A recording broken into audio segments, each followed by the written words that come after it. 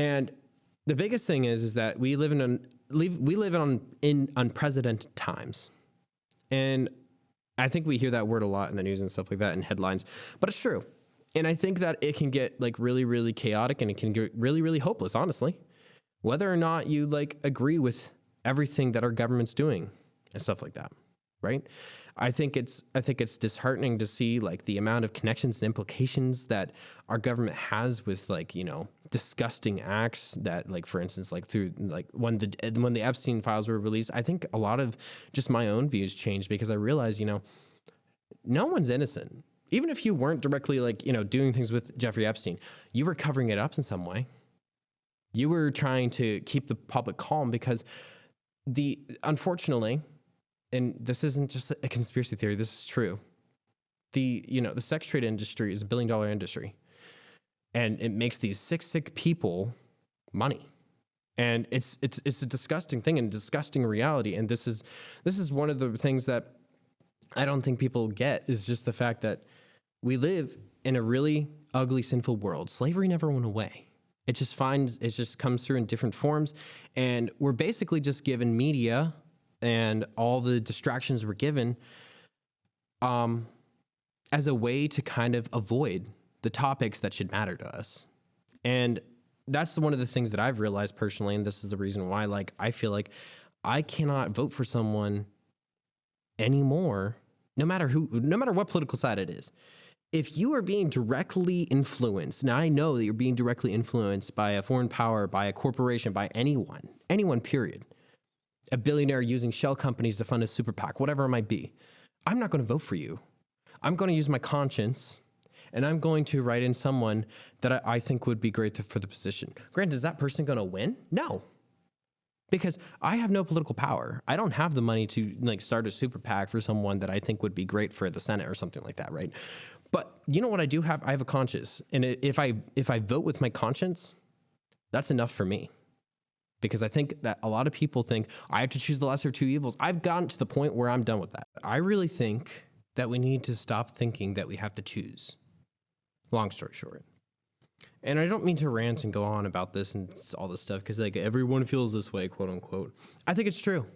I think it's time that we actually put our money where our mouth is, literally and figuratively, and actually start electing people who we believe would actually defend our values.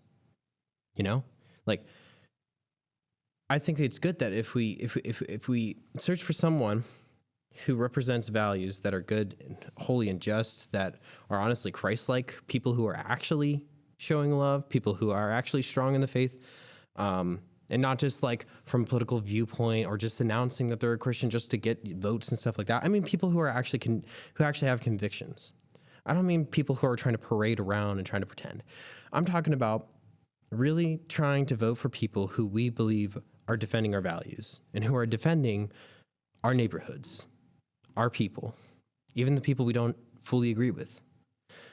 Are we actually going to be able to say, yes, we want that? And we're just done. We're not playing the game of the two-party system anymore. That's the question you got to ask yourself. Because like at this point, I don't care if the people I vote for or the people I write in, I don't care if they win or lose. At least I feel like I am following my convictions, and at least I feel like I'm voting for change, even if that change doesn't come. Because at the end of the day democracy dies is the day that thunderous applause greets the emperor and with open arms to pure tyranny. That's the day democracy dies. And so I really want to end on this note because I think it's a lot of doom and destruction all the time, no matter who you listen to. But I'm going to try to do my best on this podcast to really try to really present hope and light. And the way I want to do that is like through my faith, because I am a Christian. And I do believe that, the way I receive hope isn't through the news, isn't through politics, isn't through what I think is going to happen, hopefully. It's through Christ. It's through what he's done for me and what he continues to do for us and the peace he gives me. But the reason I say this and all of this is because all of this has been racing in my head for the past 3 months until I really took a second, until God really showed me what my trust should be in. In Psalm 37, it says, "Do not fret because of those who are evil or be envious of those who do wrong. For like the grass, they will soon wither. Like green plants, they will soon die away. Trust in the Lord and do good. Dwell in the land and enjoy safe pasture. Take delight in the Lord, and he will give you the desires of your heart. Commit your way to the Lord. Trust in him, and he will do this. He will make your righteous reward shine like the dawn, your vindication like the noonday sun. Be still before the Lord and wait patiently for him. Do not fret when people succeed in their ways, when they carry out their wicked schemes." And I think we all feel like this all the time, personally. And this is the reason why this passage, I'm going to keep going, because like this whole chapter really speaks to how I've been feeling. I've been so antsy, so anxious, so angsty about everything that's going on in the world. Sometimes I feel like I'm carrying the problems of the world on my back, not because like I'm deciding anything. I don't have any power over it, but I feel like, oh my gosh, I just want to change it. I think we all feel like this, but the thing is that we can't fret because as it says right here, be still before the Lord and wait patiently for him. Do not fret when people succeed in their ways, because they're ultimately evil. And right after this, do not succeed in their ways when they carry out their wicked schemes. Refrain from anger and turn from wrath. I think it is sin, and this is something that I think God has convicted me over, because I would get so angry about different things that I was passionate about, right? And do not let refrain from anger and turn from evil. Do not fret, it only leads to evil. Just like the verse when Jesus says to his disciples, if you live by the sword, you will die by the sword. And I think this applies here. For those who are evil will be destroyed, and those who hope in the Lord, but those who hope in the Lord will inherit the land. A little while, and the wicked will be no more. Though you look for them, they will not be found, but the meek will inherit the land and enjoy peace and prosperity. The wicked plot against the righteous and gnash their teeth at them. But the Lord laughs at the wicked, for he knows their day is coming. The wicked draw the sword and bend the bow to bring down the poor and needy, to slay those whose ways are upright. But their swords will pierce their own hearts, and their bows will be broken. Better the little that the righteous have than the wealth of the many wicked. For the power of the wicked will be broken, but the Lord upholds the righteous. The blameless spend their days under the Lord's care, and their inheritance will endure forever. In times of disaster they will not wither. In days of famine they will enjoy plenty, but the wicked will perish. Though the Lord's enemies are like the flowers of the field, they will be consumed. They will go up in smoke. The wicked borrow and do not repay, but the righteous give generously. Those the Lord blesses will inherit the land, but those he curses will be destroyed. The Lord makes firm the steps of the one who delights in him. Though he may stumble, he will not fail. The Lord upholds him in his hand. I was young and now I am old, yet I have never seen the righteous forsaken or their children begging for bread.